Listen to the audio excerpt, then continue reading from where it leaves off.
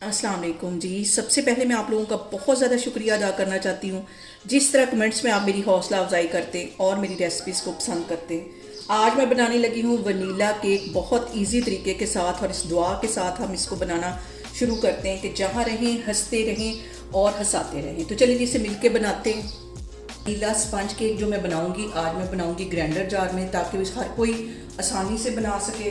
तो सबसे पहले इसके अंदर मैं डाल दूंगी 4 अंडे। 4 अंडे इसमें चले जाएंगे।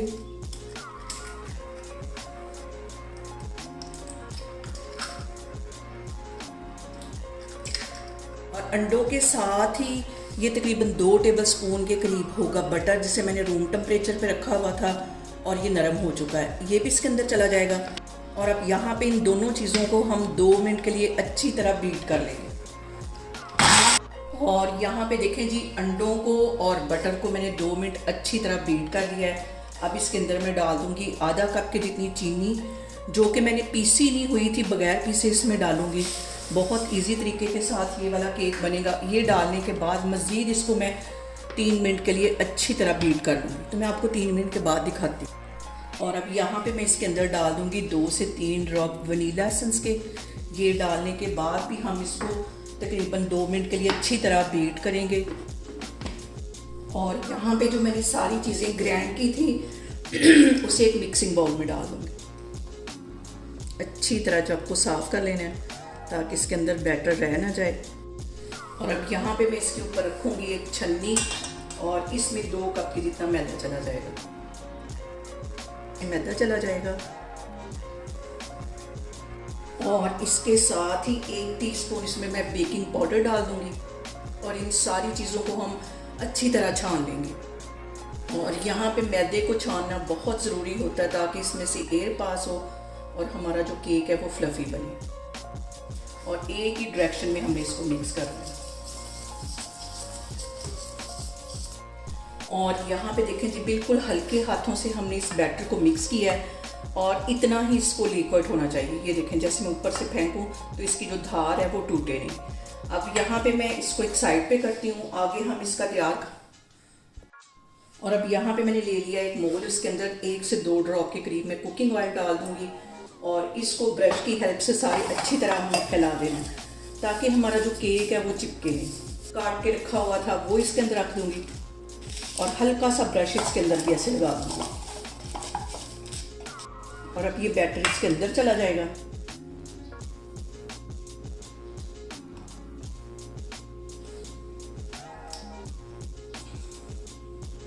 अच्छी तरह मोल्ड को साफ कर लेना।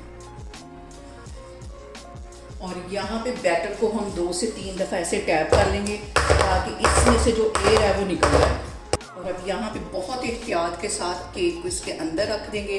फ्लेम मैंने यहाँ पे लो रखी हुई है और इसके ऊपर रख देंगे कवर। और कम से कम इसको 40 से 45 मिनट के लिए बेक होने के लिए रखेंगे। तो फिर मैं आपको दिखाती हूँ। यहाँ पे देखें जी, केक को बेक होने के लिए रखे हुए मुझे तकरीबन 40 से 45 मिनट हो गए। अब इसका मैं कवर उठाती हूँ और छुरी की हेल्प से हम इसको चेक करेंगे। सेंटर से इस तरह चेक करना है। और यहाँ पे देखें जी, छुरी बिल्कुल क्लीन आई है। चूल्हा यहाँ पे मैं बंद करती हूँ, इसके ठंडा होने का वेट करती हूँ। ये ठंडा होगा तो फिर हम इसको बाहर निकालेंगे।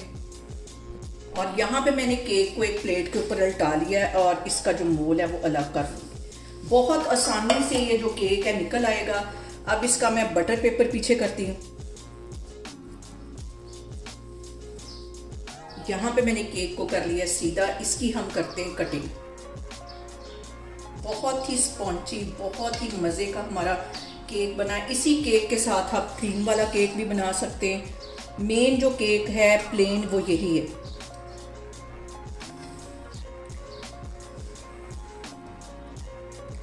और यहाँ पे देखें जी, कितना स्पॉन्जी केक हमारा बना है, ये देखें।